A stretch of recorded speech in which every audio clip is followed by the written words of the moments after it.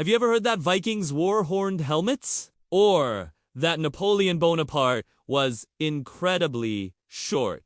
We grow up hearing these stories.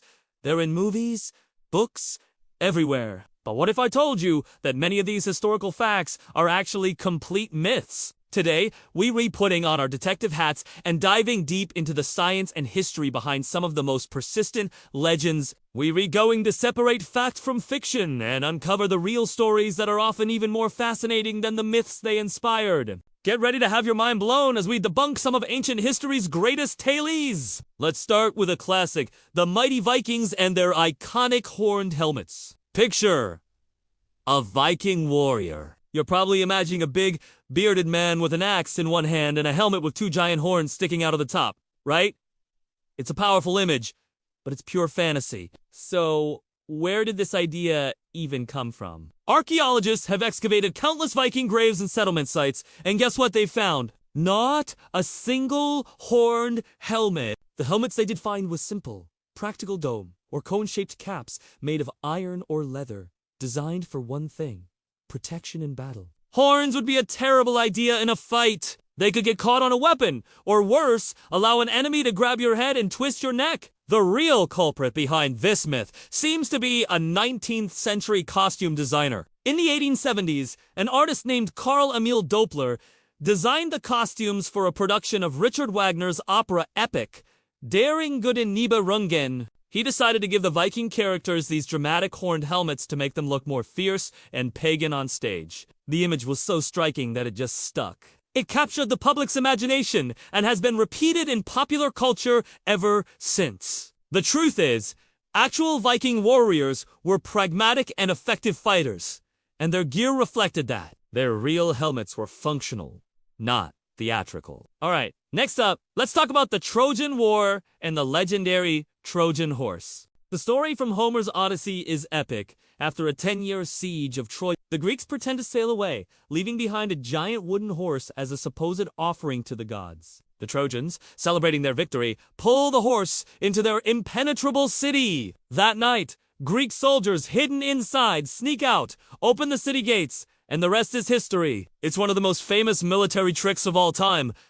But did it actually happen? Most historians and archaeologists are highly skeptical. For starters, there's zero archaeological evidence of a giant horse at the site of ancient Troy. But more importantly, from a practical engineering standpoint, building a wooden horse large enough to hold a significant number of soldiers, and then successfully moving it and getting it through a city gate would have been a monumental feat of ancient engineering, perhaps an impossible one. The sheer amount of wood, manpower, and time required makes the story seem very unlikely.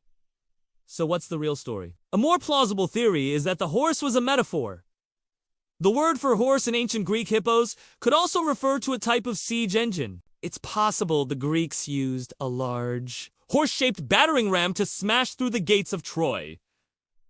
Another theory suggests that the story is a metaphorical representation of an earthquake. The god Poseidon was the god of the sea, earthquakes, and horses. Perhaps an earthquake damaged Troy's walls, allowing the Greeks to finally enter. The story of a wooden horse might have been a more poetic way to explain this divine intervention. So, while the Trojan War itself likely has a basis in historical reality, the famous horse was probably a feat of storytelling, not carpentry. Let's move from ancient Greece to ancient Rome and tackle the myth of Emperor Nero fiddling while Rome burned. The image is famous. The tyrannical emperor, callously playing his instrument while a city is consumed by flames in the Great Fire of 64 AD. This story has been used for centuries as the ultimate symbol of a leader's irresponsible negligence. But the historical record tells a very different story. First of all, the fiddle didn't even exist in the 1st century AD. It wasn't invented until about the 10th century. If Nero played any instrument, it would have been a cithara, which is a type of lyre. But even that is unlikely. According to the most reliable historical account from the Roman historian Tacitus, who was a boy in Rome at the time of the fire, Nero wasn't even in the city when the fire broke out. He was at his villa in Antium, about 35 miles away. When he heard the news, Tacitus writes that Nero rushed back to Rome and immediately organized relief efforts. He opened his own palaces to house the homeless and arranged for food supplies to be brought in from surrounding cities. He even implemented a new urban development plan to make the city safer, with wider streets and buildings made of fire-resistant materials. So why the bad reputation? Nero had many political enemies, and later Christian writers, whom Nero had persecuted, were keen to portray him as a monster. The story of him playing music during the fire was a powerful piece of propaganda that successfully painted him as an unhinged tyrant, a characterization that has stuck for 2,000 years. Now for a myth that's more about a concept than a single event, the idea that people in the Middle Ages believed the Earth was flat. We often imagine Christopher Columbus as a lone genius, bravely sailing against the warnings of a world that thought he would fall off the edge. This makes for a great story of progress and enlightenment triumphing over medieval ignorance. But it's simply not true. In reality, the knowledge that the Earth was a sphere was well established in the ancient world and was never truly lost during the Middle Ages. Ancient Greek scholars like Pythagoras and later Aristotle had already figured it out through scientific observation, like noting the Earth's curved shadow on the moon during a lunar eclipse. This knowledge was preserved and passed down by educated people throughout the medieval period, including theologians and scholars like Thomas Aquinas. The myth of a flat earth belief in Middle Ages was largely invented in the 19th century by writers who wanted to create a conflict between science and religion. Authors like Washington Irving, in his fictionalized biography of Columbus, dramatized the story to make Columbus seem more heroic. The truth is, the debate Columbus had with scholars wasn't about the shape of the Earth.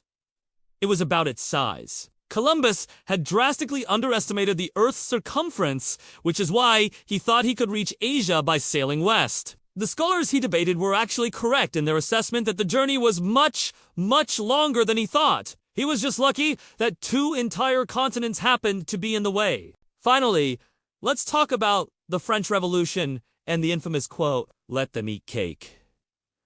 The story goes that when Queen Marie Antoinette was told that the starving peasants had no bread, she callously replied, "Quid mangiento di brioche," which translates to "let them eat brioche," a type of rich bread. This quote has forever cemented her image as a detached, out-of-touch aristocrat who had no sympathy for the common people. There's just one problem. There is absolutely no credible evidence she ever said it. The phrase actually appears in the Confessions of the philosopher Jean-Jacques Rousseau, which he wrote around 1767. At that time, Marie Antoinette was only about 11 years old and was still living in Austria, years before she even came to France. Rousseau attributes the quote to a great princess, but he doesn't name her. It seems it was a pre-existing story or a piece of folklore used to illustrate the ignorance of the aristocracy towards the suffering of the poor. Political opponents of the monarchy likely repurposed this quote and pinned it on Marie Antoinette to fuel public anger against her. She was already an unpopular figure and Austrian in the French court, known for her lavish spending. The "let them eat cake" smear was the perfect piece of fake news to galvanize the revolutionaries and seal her fate. It was propaganda, plain and simple, but it was so effective that it has become the one thing most people remember about her. So there you have it. From horned helmets to flat earths, history is filled with myths that are more fiction than fact. But debunking them doesn't make history boring. If anything, it makes it richer and more complex. It reminds us that history is written by people with their own biases, agendas, and a love for a good story. Digging for the truth shows us how stories are shaped and how reputations can be made or destroyed by a single catchy phrase. Thank you so much for joining me on this myth-busting journey through history. What other historical myths have you always wondered about? Let me know in the comments below. If you enjoyed this video and learned something new, please hit that like button and subscribe for more deep dives into the past. See you next time!